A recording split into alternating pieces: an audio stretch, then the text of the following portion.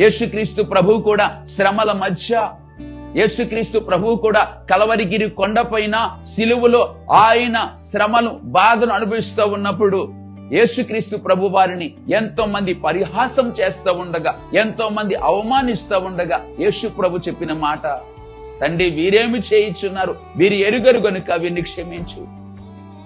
Stephen నా యేసయ్యను మాదిరిగా తీసుకున్నాడు. నా యేసయ్య ప్రార్థన జీవితాన్ని మాదిరిగా ఎంచుకున్నాడు. నా యేసయ్య ప్రార్థన జీవితం మాత్రమే కాదు, అతని జీవన శైలి, ప్రభు యొక్క జీవన శైలి, ప్రభు యొక్క జీవన విధానము, ప్రభు యొక్క బ్రతుకు విధానము, ఆ లైఫ్ స్టైల్ ని తన లైఫ్ స్టైల్ గా ఎంచుకొని స్టెఫెన్ కూడా శ్రమల మధ్య అందరూ తనను చావుగొడతా ఉన్న సమయంలో, ప్రభువా మీరు తెలుసో తెలియక చేస్తున్న ఈ అపరాధము వారిపైన మోపకు తండ్రి అని ప్రార్థిస్తూ, మోకాలుని ప్రార్థిస్తూ అక్కడికక్కడే తన చనువు తాలించాడండి. లేఖనములు రాయబడి ఉంది, ఆ మాట పలికి నిద్రించాను, ఆ మాట చెప్పి చనిపోయాను.